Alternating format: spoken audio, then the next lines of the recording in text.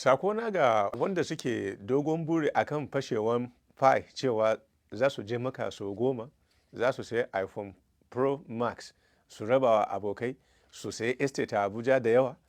Wayan abubuwan duka za su iya faruwa. Amma a sa dogon buri tun daga farko aka, ni zan so su rage shi.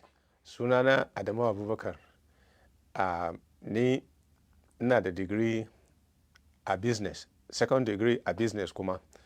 To, ayyukan da na yi a inda na aiki da na fara aiki a hukumar pension ne, amma daga cikin shekaru 15 da na yi aiki shekaru 9 a risk management.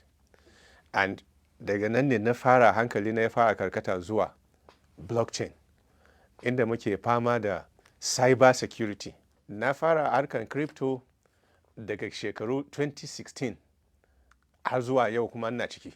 Pi network a gurgudun sani na, don ni ɗalibi ne a abin da nake yi. Pi network shine network. If you take in aka ɗauka word pi, it means kamar riba a investment world. Then Pi network is kamar riba na network na riba. And yanda aka tsara Pi network ya sha bamban da wanda muka saba muna sani. Pi network an gina shi ne akan yanda mutane da suke da blockchain suke gina nasu, akan cewa mutane sun riga sun kudura da abin da suke son su yi daga wajensu a ajiye shi, sai mutane su saya daga hannunsu don a samu riba in farashin ya je sama. Na Pi network ba su yi shi haka nan ba. Sun yi shi ne akan duk wani subscriber da aka gayyatar zai iya mining na Pi daga wayansa, daga gidansa, hankalin shi kwance, ba da sai ya yi wani subscription da kudin shi ba. Amma inda magana mutum zai zo ya ce ya yi a free, bai zo free ba. So wannan kudin data da lokacin da kake amfani da shi da kuma wayan da ka saya, in waya ba mai karfi ba ne, ba zai iya wannan abubuwan ba. Ya zama kamar jari da ka saka kenan, cewa kana son kai ma ka samu dama na cin riba daga Pi network. So bai zo ba a kyauta. Daga wani bangare kuma, wajen kulawa da kariya mutum ya yi takatsantsan cewa ba kamar Binance ba kamar Ethereum ba, da za ka je da kasuwa ne kudinka ka je ka saya sai ka rike. In ya je sama, kai ne ke da daman komi da komi. Wannan abin da suke amfani da shi personal information ɗinka ne. Personal information ɗinka ya kumshi nambanka, ya kumshi email naka, ya kumshi IP na phone naka. In kuma mutum na da ɗaya daga cikin wayan abubuwan, musamman email, daga email naka an san inda kake via protocol na wayanka. So meye manufarsu da suke amfani da wayoyin mutane? Don yanzu haka duka duniya a Pi network, a gurgudun sanin da na yi dai, ana akalla miliyan 33 duka duniya. So in mutum na da data na mutane miliyan 33, ba karamin data ba ne. Me manufansu ba su zo sun gaya wa mutane ba. Ina suke? Mun san cewa aka ce doctoral degree holders ne su daga Stanford University. Amma me ainihin motive nasu na ciki da mutane ba su sani ba? Dole a yi takatsantsan da wannan abubuwan duka. Don me? Komi na iya faruwa, ana iya amfani da data din nan a yi komi da shi. Launching Pi ba za mu ce ba a yi ba, because mataki-mataki ake launching. The first matakin da aka launching was in 2018, shigowansu kasuwa na duniya ma gaba daya 2018. Da suka shigo 2018 aka kaddamar da shi. 2019 suka fara wanda mutane za su, bayan sun launching ɗansu a background establishing it as a company, 2019 suka shigo da mataki na biyu da mutane za su iya fara shigowa. Ana sending mutane link na shiga su yi subscribing, su fara mining. A gwargwadon sani na, fashewan Pi a December 2022 wannan shekara da ake ciki, ba zan ce ba zai yiwu ba. Tunda an shiga mainnet yanzu, which is the final stage kamin a fuskanci duniyan duka na amfanin kowa da kowa, ba za mu ce tun December 2021 zuwa 2022 in suka ce za su je kasuwa complete, ba zai yiwu ba. Bidiyon da ake yadawa akan mutum ya je ya hada kayan aure a social media, bidiyon nan da ake yadawa a social media cewa mutum ya hada kayan aure ya biya da Pi, ni ban gani ba tukun. Amma zan so mutane su yi tunani. Ana editing video, in an kuma yi editing video, in ba wanda ya yi wannan karatun ba ne zai yi wuyan ganewa. Da gaske zai kai miliyan 100, in miliyan 100 na naira in ya fashe kasuwan duniya, abun yana da yawa. Ba za mu ce a'a ba, ba za mu kuma ce ba, saboda me, komi daga kaɗan yake fara tashi. Kowane crypto da mutum ya sani a duniya, a bitcoin da ya fara zuwa, bitcoin da ya fara zuwa a 2010 ya zo ne a cent guda yau kamar 1 naira ne.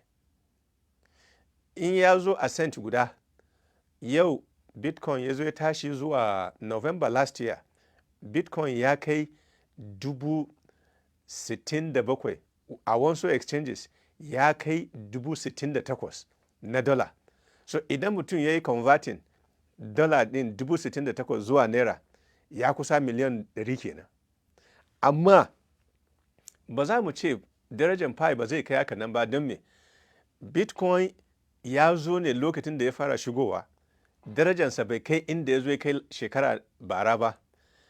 Kuma wannan shigowansa ba za mu ce zai kai a nan da nan ba. Ina kuma zai tsaya ba wanda ya sani.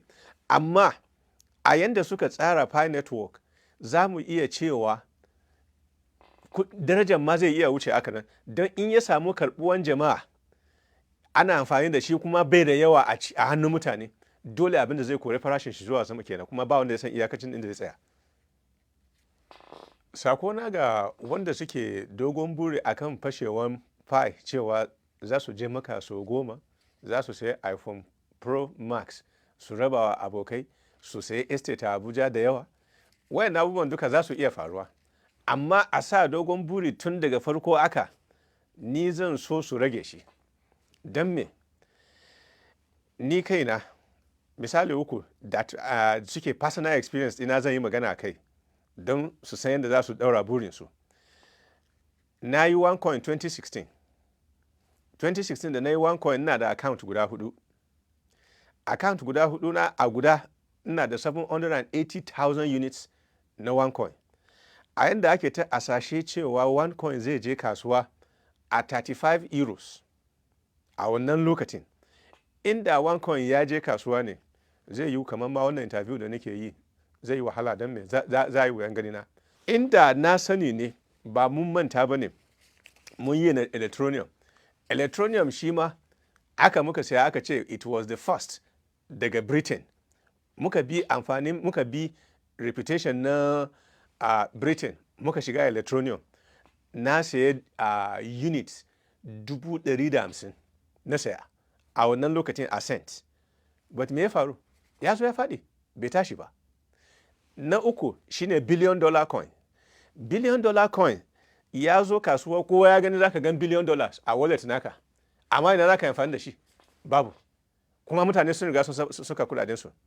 So ina son gaya wa duk wanda suke da dogon buri akan pi cewa su rage shi. Ba wai na ce pi zai yi failing bane, dan pi network is the one that shine suke controlling, su ne suke controlling Stellar blockchain. And Stellar blockchain yau an riga an launching din shi, zaka same shi a CoinMarketCap, zaka same shi a CoinGecko. So in Picoin network people suna karkashin the blockchain na Stellar, it means they are people da za a iya yadda da su cewa lalle sun sa abin da suke yi, tunda sun riga sun kaddamar da ɗaya da ke aiki. So amma su kansu ba su je kasuwanni ba ne tukun. Don me, ba za ka samu Pi network a CoinMarketCap ba za ka samu anything Pi a CoinGecko ba. And wayannan guda biyu su ne aka sani duka duniya. Kowane coin kake nema information a kai, ko me suke yi ko menene, in ka shiga coinmarketcap.com ko coingecko.com, ba yanda za ka yi ka rasa information a kansu.